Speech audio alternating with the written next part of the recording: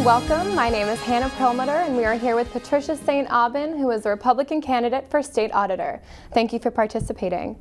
Next, we will review the format of the interview. This will be a live-to-tape interview. That means no edits once we begin. There is no pre-screening of questions, and answers will be limited to 2 minutes each. We will start with a 1-minute opening statement from the candidate and after the questions. We will conclude with a 1-minute closing statement. Ms. St. Aubin, you have 1 minute for your opening statement.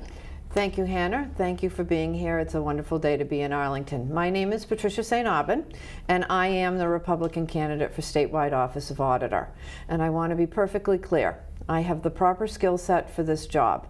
I have a bachelor's in accounting from Providence College, and I have professionally audited for one of the major banks in downtown Boston. I am ready for this job on day one. I am not a politician by trade. I'm just a person that has stepped forward within my party to do good by my party and to get elected to do the right thing for the taxpayers. Because these agencies that are being audited by the State Auditor's Office are paid for with appropriated funds or taxpayers' dollars. And I want to take my trade, my skill set, up to Beacon Hill and do a better job. Thank you. We will now proceed to the questions. Ms. St. Aubin, you have up to 2 minutes to answer each question. What are the biggest challenges facing the Auditor's Office, and what priorities would you support to address them? Well, the biggest priorities that I see from my vantage point, I'm only able to review the audits themselves. So I can't look at the actual books of these agencies. I can just see the end result. And from my vantage point as a professional auditor, the audits that are being performed presently are cursory at best and are not being done in a timely manner. What I would like to bring into this role is a professionalism. I was trained to have audits performed on a schedule, on regular basis, so that these agencies know that one is coming in to audit them. Right now, there are many audits that are not being performed by the state auditor, and these need to be done in a more regular basis. What principles should drive state audits, and how do you or would you prioritize these principles in practice? How do you choose who or what to audit? Well, the state makes the decision who the agencies are that are audited. A lot of the housing authorities are audited. The university systems are audited. The Department of Child and Family should be audited thoroughly, as opposed to just one element of DCF, which was foster care on the March 26, 2014 audit.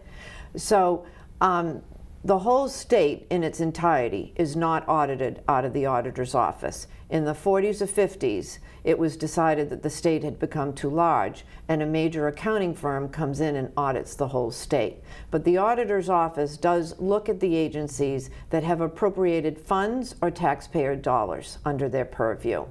And all of these agencies are important. What I would like to see is the priority that these audits be done more regularly, and that these agencies understand they're going to be audited more regularly. That's my professional background. Can you please give us some examples of how and when the state auditor is independent of the administration in order to serve as check and balance on behalf of Massachusetts residents? It should be every day. And I'm not sure that it is every day at the present moment. I will be an independent person, being up there and being a non-political person and bringing my trade, my craft of accounting and auditing background into that job. Right now, my opponent is someone that really has been on Beacon Hill since 1985 in one capacity or another. My purview would have no sacred cows. I would look at the state legislators and audit them, which she said when she ran in 2010 that that was a worthy idea, and it's not been done. Great. Do you believe that the state auditor has been an aggressive watchdog on behalf of taxpayers? And please give us specific examples to justify your answer. Sure. From my vantage point, again, the answer would be no. And the best way that I can sum it up is that these audits are cursory at best, and they're not being done in a timely manner. One of the audits that I often speak to is the Department of Environmental Protection. And that particular audit had a 15-month window. It was done with about 18 months of a lag before it actually came out. But it looked at $60 million of appropriated funds. And every time I say appropriated funds, I want people to understand that that's taxpayers' dollars. And over a 15-month window, $60 million and 2 line items were looked at in that audit. It's 16 pages long. It looked at smartphones, which amounted to $155,000 of expenditures, and cars. Who was driving a car to a wetland in the morning, and the expenses involved with cars and keeping the cars repaired. And that was $582,000. Those 2 items are $737,000. It's in the audit. That's all they looked at. That was their financial audit. That's less than 1% of a $60 million appropriated budget. I can do better than that. I've done better professionally. Please give us one example of how you think the state auditor could have done more or better during the last 4 years. Well, where do I begin? Let's see. Her number of audits on an annual basis have decreased. Her number of audits with the housing authorities. When DiNucci was in office in '07, he did 62 housing authority audits. And the audits presently being performed on the housing authority have amounted to roughly about 13 a year. DiNucci, when the present auditor came in, a lot were in the pipeline. Online, there were 133 audits done in the first year. Up and through June of this year, we've done about 25, with intermittent declines all along the way. 89 audits, 68 audits for those 2 years in between. We should at least stay on par with 133 audits every year, if not increase that number, because there are something like a couple of hundred housing authorities within the state, and with only 13 of them being audited annually, that's not enough. We need to ramp up the work that's going on in the state auditor's office. If you are elected, what areas of improvement would you pursue for the office of state auditor? As I stated earlier, the degree of professionalism that needs to be seen in this office. It is very clear to me that the person that is in charge does not know how to manage accountants and auditors. There needs to be schedules in play. If we hearken back to my going over these housing authority audits, in one audit, the executive director's contract is reviewed. In another audit of another housing authority, the Chapter 30B and procurement expenses are audited. An inventory control check might be done in another audit.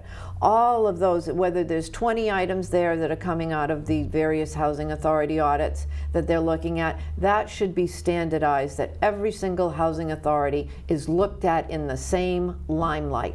That is what an audit does. That is what a professional audit does. Great.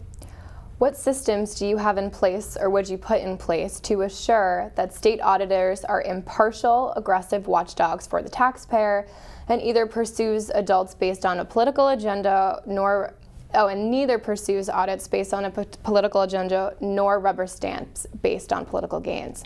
I feel as if this is almost my closing argument. I am not a politician. I am a person, my campaign slogan is honest and earnest. I have stepped forward as a Republican candidate. I am elected as a state committee member, and that is it.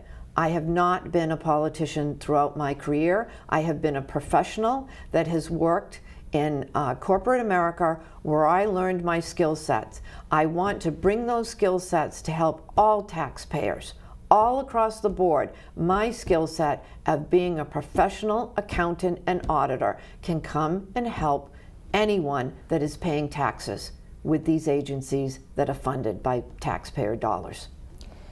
What makes you the best candidate? Again, my background, the fact that I have a degree in accounting and I have professionally audited, that makes me the better candidate. By far, having reviewed these audits, as I have since I announced my candidacy for the last 8 of 9 months, and I continue to review these audits, some of them I professionally could not even call an audit. They're 2 or 3 pages long, and they should be much more content involved with these audits across the board. And as I say, there are not systems in place where all the housing authorities should fall under the same routine of what is being reviewed. And they're not doing that. Can you please give us an example of an issue that you and your opponent agree on, and 2 examples of issues in which you differ, and why your positions represent the best interests of Massachusetts? Okay, one that we agree on. Yep. I suppose that we both stepped forward as candidates, and this is not an easy thing to do. You put your life on hold for 8 or 9 months. It's public service. We're both stepping forward to try to do the best for the people that might elect us on November 4th. And the differences were the 2 differences that I should report on. I'm the one with the degree in accounting. I'm the one that has professionally audited. Those are 2 differences right there. And those are 2 very important differences. That BS in accounting, anyone out there that's watching that has a bachelor's in accounting knows where I am coming from on this, and anybody that has professionally audited, I have 4 years under my belt of professional auditing for a major bank, and those 2 things set me apart. Those 2 things set me up for doing this job better. Great. So now, Ms. St. Aubin, you have 1 minute for your closing statement. Great. As I'd like to say about my background, I have a trade. I have a very important trade, and that is that I know how to professionally audit. Just like a firefighter has a trade, and you do not send in a police officer into a burning building. You want a firefighter to go into a burning building. And a firefighter does not respond to police incidences either. I am the candidate to go up to Beacon Hill to put out the fire, to try to establish parity, because my trade sets me apart, and that is that I'm a professional auditor with a bachelor's in accounting from Providence College. Thank you. Great. We want to thank Ms. St. Aubin for participating in our conversation. Please make your voice count by voting at the state primary on September 14th in 2014. September 9th, I'm sorry. For Arlington Public News, this is Hannah Perlmutter. Thank you.